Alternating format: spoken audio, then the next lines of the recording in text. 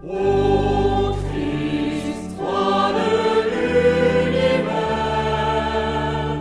toute la création t'acclame, le peuple des baptisés, exulte et chante ta louange. La grâce de Jésus notre Seigneur, l'amour de Dieu le Père et la communion de l'Esprit Saint soient toujours avec vous. Frères et sœurs en Jésus, en ce jour, nous sommes arrivés à la fin de notre année liturgique. Et l'Église nous donne de célébrer Jésus comme roi de l'univers. Le Christ comme roi de l'univers, c'est d'abord une expression qui nous vient de la Bible. La Bible sans cesse proclame la royauté de Dieu. Nous avons dans la deuxième lecture de l'Apocalypse des titres merveilleux. Témoin fidèle, premier-né des morts, prince des rois de la terre, l'alpha et l'oméga, celui qui est, qui était et qui vient, le souverain de l'univers. C'est ce qui est dit du Christ. Mais nous avons aussi une belle manifestation de ce Fils de l'homme qui vient des nuées, tel que décrit par Daniel. Je regardais au cours des visions de la nuit et je voyais venir avec les nuées du ciel comme un fils de l'homme. Ce fils de l'homme, la Bible nous le décrit et nous les croyants en Jésus, nous voyons le Christ lui-même. Mais il est important pour nous de comprendre ce que Jésus veut dire. D'abord, nous lisons du texte de Saint Jean, de la passion du Christ. C'est important parce que Jésus, quand il paraît, son autorité et la puissance de sa parole peuvent donner à entendre un message qui n'est pas exactement celui que lui-même veut transmettre. Beaucoup ont pensé que Jésus allait instaurer un royaume réel, qu'il allait chasser les Romains qui dominaient toute la région civilisée de l'époque et avait donc colonisé Israël. Mais Jésus dit clairement dans l'évangile selon Saint Jean au chapitre 18e, « Ma royauté n'est pas de ce monde. Si ma royauté était de ce monde, j'aurais des gardes qui se seraient battus pour que je ne sois pas livré aux Juifs. » Il ne s'agit donc pas pour Jésus, pour nous qui sommes chrétiens, quand nous célébrons Christ roi de l'univers, d'un projet politique. Non.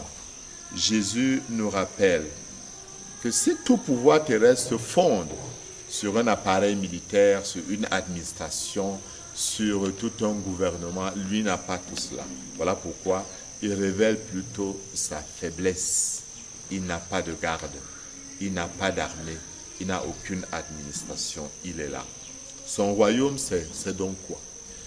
Le fondement de son royaume, c'est le témoignage de la vérité. Il dit, « Moi, je suis né, je suis venu dans le monde pour ceci, rendre témoignage à la vérité.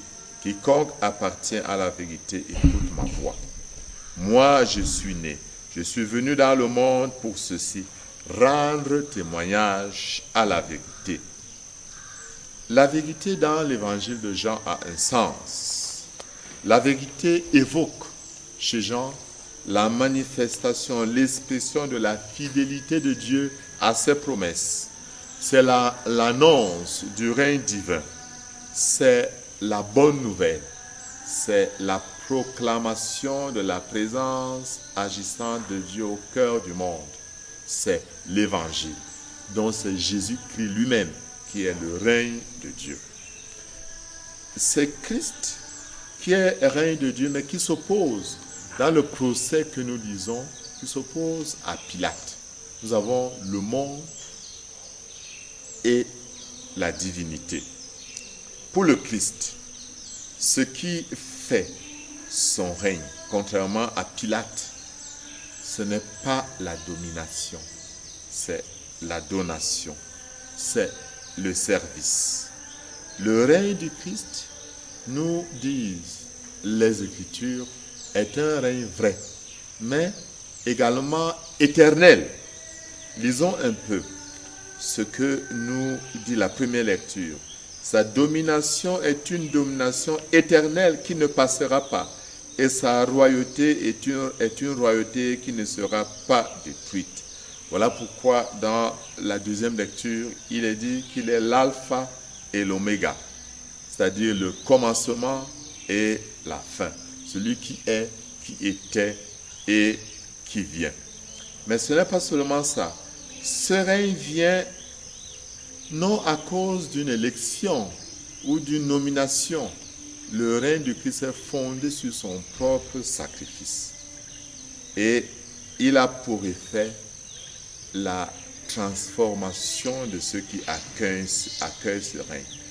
Voilà pourquoi le texte de l'Apocalypse dit « À lui qui nous aime, qui nous a délivrés de nos péchés par son sang, qui a fait de nous un royaume et des prêtres pour son Père, Dieu.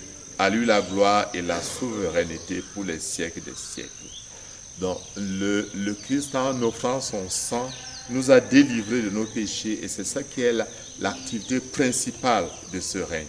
Jésus-Christ agit patiemment, mais énergiquement. C'est une semence qui est déjà présente dans nos cœurs. Et nous, les croyants, nous sommes invités à entrer dans ce combat avec les mêmes armes. Et nous savons que nous sommes vainqueurs.